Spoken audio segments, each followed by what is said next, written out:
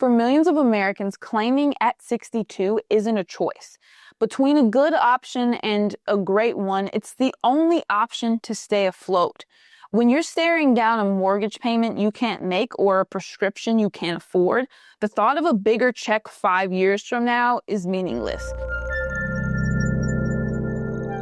Ask any financial expert, read any article, or take advice from a well-meaning in-law, and you'll likely hear about one thing: a big, scary reduction in your monthly benefits if you claim Social Security early. They'll point to a figure, often around 30%, and warn you in no uncertain terms against filing at age 62. And let's be honest, for a lot of people, waiting until full retirement age or even age 70 is the right call. From a purely mathematical standpoint, it often leads to more money over your lifetime. But that advice, as common as it is, totally misses the big picture. It treats one of the most personal decisions in your life like a simple math problem. And it's anything but. Your health, your family, your happiness, and what you need right now aren't just numbers on a spreadsheet. These are powerful, legitimate, and frankly brilliant reasons why claiming your benefits as early as possible isn't just an okay choice, it's the absolute smartest move you can make. This is about maximizing your life, not just your benefits. So today we're going to tune out the chorus of critics for a bit. We're going to break down 4 powerful reasons why filing for Social Security at 62 could be the best decision for your health, your family, and your financial reality. This isn't about giving up money. It's about using the money you've earned in the most effective way for your unique life. The first and maybe most important reason to file at 62 is based on a simple, sobering reality: your health. The whole argument for waiting to claim Social Security is built on the assumption of a long life. And the math only works out if you live long enough to make up for the years of payments you skipped. Financial planners call this the break-even analysis. Typically, that break-even age, the point where total cash from a higher delayed benefit finally overtakes the total from a lower early benefit, lands somewhere in your late 70s or early 80s. If you live well into your 90s, waiting was a clear win. But if you have a feeling you won't, what if your personal health, your family history, or sheer physical toll of your career makes reaching that break-even point seem unlikely? If that's your situation, delaying your benefits isn't a smart strategy. It's a gamble you're likely to lose. Filing at 62 flips the odds back in your favor. Instead of hoping for more money later, you guarantee you get more out of your money now, maximizing the total benefits you will personally receive and use over your lifetime. Let's imagine a guy named Frank. He's 62 and he's spent 40 years in a physically brutal job: construction, manufacturing, you name it. His body aches, he's got high blood pressure and a bad back. He looks at his family tree and sees his dad and uncles all passed away in their early 70s. Conventional advice would tell Frank to just push through the pain for 5 more years to reach his full retirement age, which for someone his age, born after 1960, is 67, to get a bigger check. But that advice feels completely disconnected from his life. Every year of work could damage his health even more, shortening the very retirement he's worked so hard for. If he were to pass away at 75, years before the typical break-even point, he would have endured all the extra labor only to leave a huge chunk of his own Social Security money on the table, money he never got to use. By filing at 62, Frank makes a different choice. He gets an immediate income stream. He can finally leave the job that's breaking him down. That smaller monthly check becomes the key that unlocks his retirement now, while he still has the health to enjoy it. He can travel, hang out with the grandkids, and just live. In his very personal case, claiming early means he gets more total money over his lifetime. It answers that nagging fear: what if I work my whole life and die before I even get to enjoy my money? For anyone with legitimate health concerns, filing at 62 isn't a compromise. It's a dignified strategy to make sure you actually benefit from your life's work. The second reason we need to talk about moves beyond just you and looks at the team game: your family. For married couples, deciding when to claim Social Security isn't one decision, it's two. And coordinating those claims can open up some seriously smart strategies that most people miss. One of the most powerful involves one spouse, usually the lower earning one intentionally claiming their benefit early at the age of 62. I know it sounds backward. Why lock in a smaller check on purpose?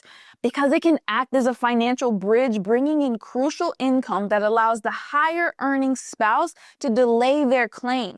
This is where the magic happens. For every year the higher earning spouse waits past their full retirement age, up to age 70, their future benefit grows by the guaranteed 8%.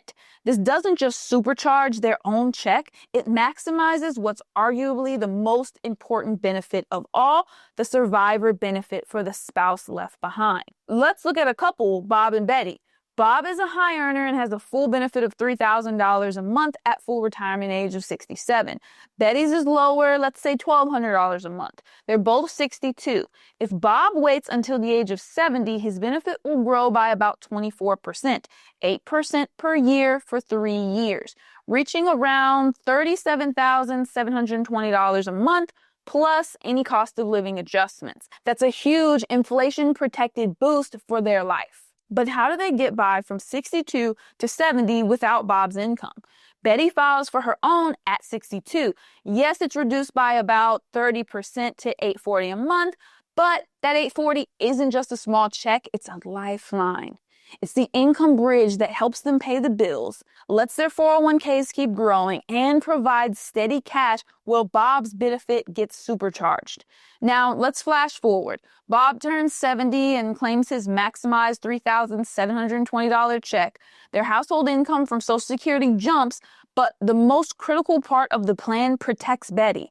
If Bob passes away first, Betty can switch from her own smaller check to the survivor benefit, which is equal to 100% of what Bob was getting. She would step up to that full $3,720 a month for the rest of her life. If they had both claimed at 62, Bob's benefit would have been reduced to around $2,100, and that's the survivor benefit Betty would have been stuck with. By having Betty take a small reduction early, they played the long game, securing a much larger and more stable financial future for the surviving spouse. It's a strategy that is especially powerful when there's an age or income gap between spouses. For the lower earning spouse, filing at age 62 isn't about losing, it's a strategic move to secure a much bigger win for the family. The third reason for filing at 62 is the most direct and for many the most urgent. You simply need money. In a perfect world, retirement is a smooth glide path, but life isn't perfect. It's messy. A sudden job loss, a medical emergency, needing to care for a sick parent, these things can blow up even the best laid plans. For millions of Americans, claiming at 62 isn't a choice. Between a good option and a great one, it's the only option to stay afloat. When you're staring down a mortgage payment you can't make or a prescription you can't afford, the thought of a bigger check 5 years from now is meaningless. You need cash today. In these moments, Social Security becomes the exact safety net it was designed to be. It's the lifeline that can stop you from draining your 401k in a down market, or even worse, racking up high interest credit card debt just to survive. Now, if you're under the full retirement age and need to work while getting benefits, you have to know that your Social Security earnings test is gonna hit you. For 2025, if you're under your full retirement age all year, your benefits are reduced by $1 for every $2 you earn above an annual limit of $23,400. A different higher limit applies in the year you reach full retirement age. That year, it's $1 for every $3 you earn above $62,160. But here's the key part many people miss. That money isn't gone forever. When you reach your full retirement age, the Social Security Administration recalculates your benefit, gives you credit for the months your benefits were withheld, which increases your monthly checks from that point forward. This makes claiming at 62 a workable strategy, even for someone who gets laid off at 61 and can only find part-time work. That Social Security check can supplement the lower income and create a financial floor, allowing you to meet your obligations without making panic decisions. There is zero shame in this. Life happens. Using your Social Security as a resource you earned when you are most vulnerable isn't poor planning. It's pragmatic, it's necessary, and it's exactly what it's there for. The fourth reason flips the script from financial necessity to financial freedom.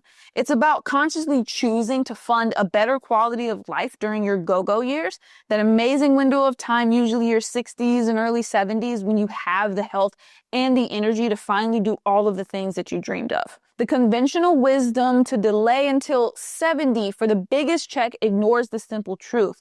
$1 at age 63, when you can hike a trail in a national park or chase your grandchildren around, is worth way more to your life satisfaction than $1 at 83, when your health might not be the same. It's no surprise that recent studies show the average retirement age in the U.S. is around 62 to 64. Many people are already voting with their feet, prioritizing freedom over a bigger paycheck later. This isn't about being reckless. It's a strategic life decision. You've worked for 40 plus years. You've paid into the system. This strategy says use those early Social Security payments as an investment in your own joy. That check at 62 can be the difference between buying the RV for that cross-country trip and staying home. It can be the budget for plane tickets to see family or the funds to finally pick up that hobby that you put down for decades. This is especially true for people who are just plain worn out from their careers. We're not just talking about those with a specific diagnosis, but anyone whose body is just done. If you spent your life on your feet, the thought of working until 67 can feel like a prison sentence. Claiming at 62 is your permission slip to finally rest and reclaim your well-being. The one major caveat here is that this strategy works best if you have other sources of income, like a pension or a well-funded 401k. Since your benefit is smaller, the annual cost of living adjustments, or COLAs, will also be based on that smaller amount. But if you have other funds to cover your core expenses, that Social Security check can become your freedom fund. It's a conscious trade-off, accepting a smaller monthly check for good, healthy, active years in retirement. It's choosing memories over math, and for millions of people, that's a fantastic deal. So while the benefit reduction for claiming at 62 is a real number, it's far from the only option that matters. As we've seen, the decision to file for Social Security is a deeply personal decision, and it goes way beyond a simple spreadsheet calculation. This conversation is so important, and every single person's situation is different. I would love to hear your story. What age are you thinking about filing for benefits, and what's the biggest factor driving your decision? Drop your thoughts in the comments below. It helps everyone in the community learn from each other's experiences. And if this gave you a new way to think about things, please take a second to subscribe to the channel for more straightforward retirement advice. Thanks for watching, and I'll see you in the next video.